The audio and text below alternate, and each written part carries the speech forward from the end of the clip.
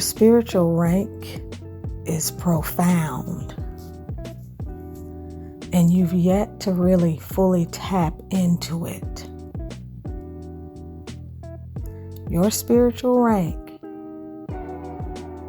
gives you the power to overcome odds and forces that you can't even imagine. Your spiritual rank and authority will be released and is being released and activated and unblocked and manifested through serious initiations. Through serious initiations. The kinds of initiations that may have included or that are currently including you needing to face off with people who have tried to take things from you, people who want to be you, people who lie in the cut or lay in the cut and despise you and want to put blocks in your way, people who team up against you for humiliation rituals. Humiliation rituals are just opportunities where people get together and gossip, talk, drag you through the mud, slander you,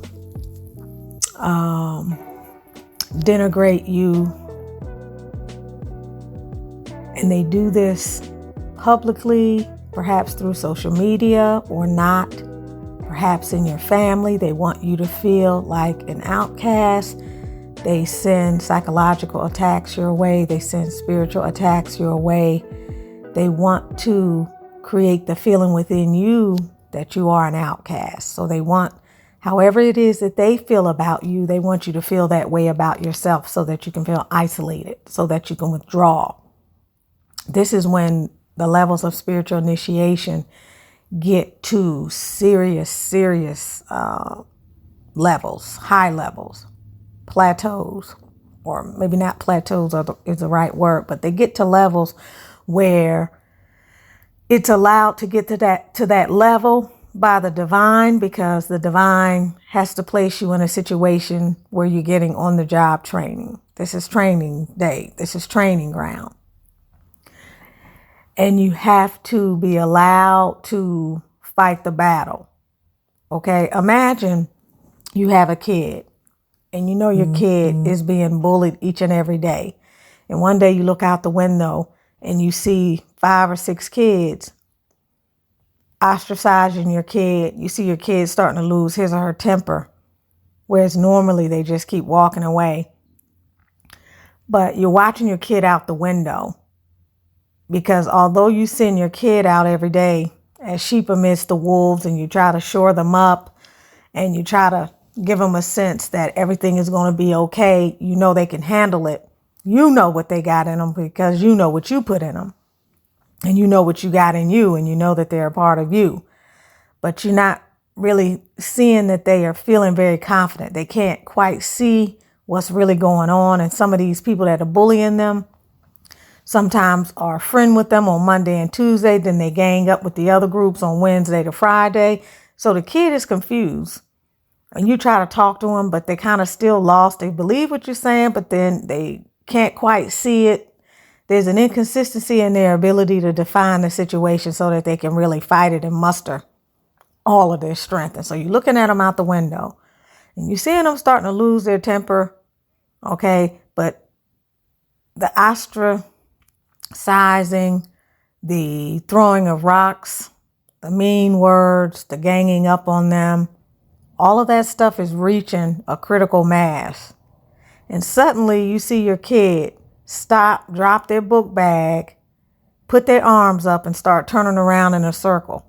And they're saying things and they're shouting at the top of their lungs. And they're ready to take this force on. Like suddenly something has been activated because they've been being bullied. They've been being ostracized. They've been being made to feel like crap. And whatever it is set off a series of events within them where now they're in their strength. And they're being circled by 5 bullies or 5 kids, and they got their muscles raging, their arms are up, And it's like they're ready to take them all on. They're turning around in a circle and they're saying, bring it on. Come on, come on, come on.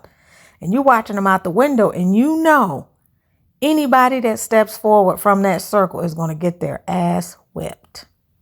Because finally, your child, the one that was a black sheep, or the one that was picked on, the one that you worried about every single day, the one that didn't know what their power was, the one that was lost, the one that couldn't see the enemy coming, the one that had all these blind spots, suddenly they can see everything.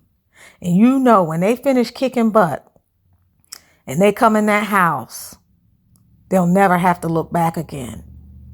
They'll never have to look back again, because now they know who they are. They know what their strength is. And they know that when they step into their strength and the full faith of themselves, and they realize who they are, and they can feel their own power. Because when they're out there with their fist up and they're moving in a circle and they're saying what they got to say and they're ready to fight and they're telling them to bring it on, you know at that time they are feeling themselves. They can feel their full strength. And you're cheering them on and you're watching, and you know you ain't got to go outside the door and do nothing. But you know that they had to be in that situation in order to recognize who they are, in order to take their power back, in order for those 5 people to be made nothing, to be burned to ash. Some people literally have to go through that. Some people have to mentally rise up against the chaos and the gang stalking and the public humiliation rituals and the magic and all of the psychological warfare. And as they're rising up and being undisturbed by the chaos around them, because they no longer identify with the chaos and they've moved to another timeline where they take charge, where they're the one in power, where it's only their word that makes a difference, suddenly they can see the unreality of what seems so real. Suddenly they can watch the demonic energy fade into the past, because it was only real as long as they thought it was real, as long as they entertained it, as long as it made a bit of difference in their life. They realize and they step into their spiritual power, and it could have only been activated by this trial, this tribulation, this difficulty, this hardship, this initiation. They had to see what they couldn't see before. They had to be able to discern the enemy energy or the opposition. Or they had to be able to discern who they are and how they have to move amidst any oppositional energy. This is the matrix. This is the work of the spiritual initiate to gain the skills that unlock your primordial DNA, your warrior energy, your ascended master imprint, your spiritual inheritance, which is the knowledge of who you are, your superpowers, your fearlessness, and your faith. You work for the divine. That's why you have this warrior spirit, because this warrior spirit has a purpose. It's not like the people who go to war and have a warrior spirit just to bring other people down. They can't muster the same might that the person that is a mighty warrior of God can muster. It's impossible. And you come into this world to be honed so that you can reach a pinnacle level, a critical mass where you can start unlocking the doors to your destiny, to your full spiritual inheritance. And you can't get the key until a door is shut. You can't get the key until you encounter resistance, because the key is within you and it has to be unlocked. And nobody can unlock it but you, because it's not somebody else's power. People can tell you things all day long, but until you come face to face with that nightmare, with that greatest fear, and until you fight it head on, The mighty warrior within you cannot be released and unlocked, and you cannot step into your rightful place in the cycle of life, in the cycle of this spiritual game that we up in here playing in these spiritual streets. So it was allowed. In fact, it was divinely orchestrated to hone you. You had to see these devil energies. You had to see the relationships with these lovers and these spouses and these people and these friends who never liked you from the get-go, or who liked you, snuggled up to you, and when they realized the light that you had, they wanted to take it from you. Instead of trying to develop and polish the dark stone within them so that they can reveal their light, they wanted to take yours. And they've been around you all the time, your whole life.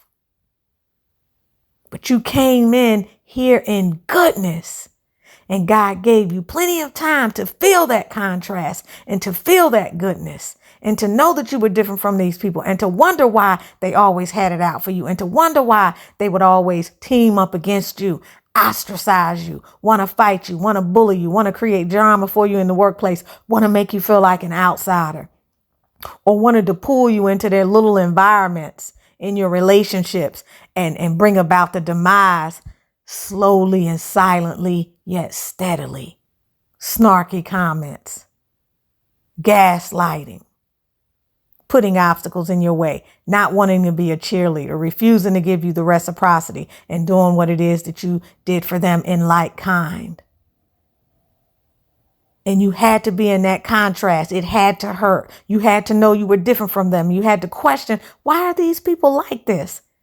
You couldn't understand how they think because you don't have that as a frame of reference. You're not like them. They not like us. You can't even identify with the people who can behave like that. You feel like a fish out of water. And because you can't identify with it, you don't believe that it's possible. You don't believe in that low level type energy. You don't believe people are actually capable of that. You don't think people sit around and plot to bring about your downfall because you're not like that. And so you had to realize you were different first. You had to realize that you were good, that you had a pure heart, that you had sincere intentions, that although you were not perfect, you never really wanted to hurt anybody. You had to realize that. So they had to create the mayhem in your life. And then the mayhem had to escalate to certain levels whereby you started to say, wait a minute, there are people who ain't like me. You had to start to slowly wake up. And then the divine allowed the heat to be turned up on you like you were in a furnace, an inferno, so that you started getting burned and started getting your ass whipped. And while you were getting your ass whipped, you were feeling like you're in a dark night of the soul and you don't know what's going on. You don't know what you did to bring about this. You don't realize still what this is about. You don't realize still that you're in an initiation. And then they turn up the heat so much that finally you have to put on your armor of God. You have to put on the cloak. You have to wear the cape. You have to pull out the sword. And you have to start slaying these jokers.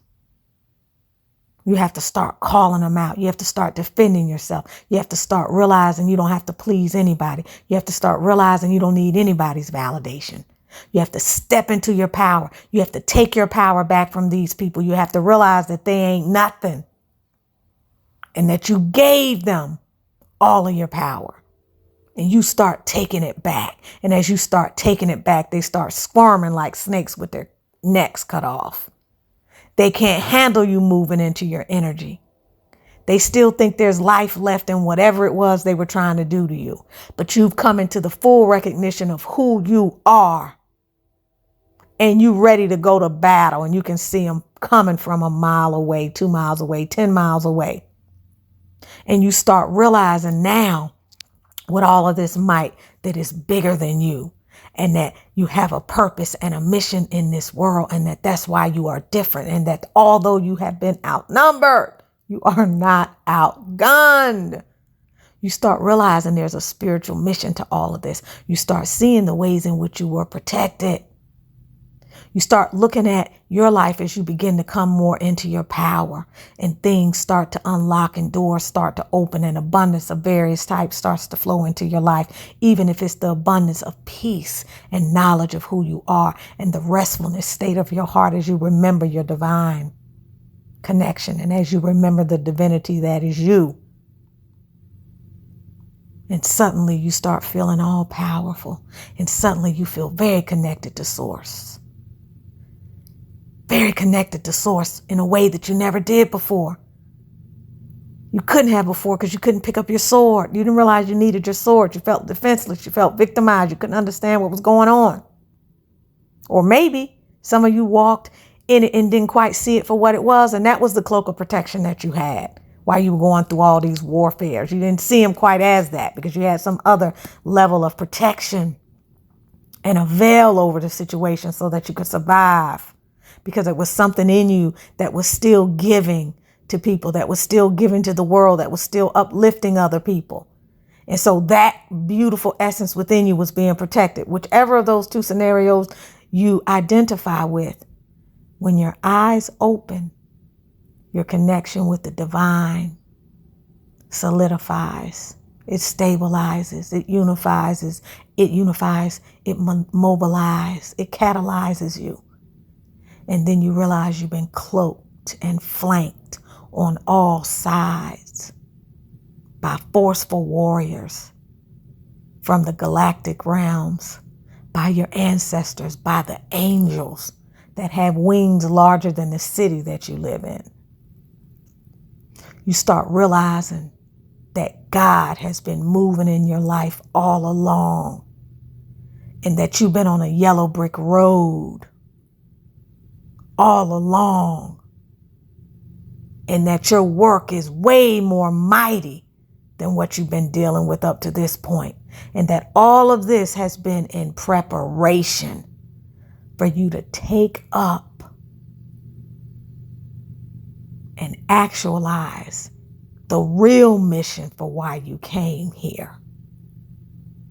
You ain't here to play no small potatoes. Your mission is global. You are here to seed the new consciousness on this earth. You are here for the holy uprising within and without. You are here to be a part of the mighty force that is here to restore order, balance, and harmony in this mighty realm, this mighty universe, this mighty cosmos. You've been here before. They ain't never seen the likes of you. But you've been here before. In fact, you've been here 1,000,000 times before.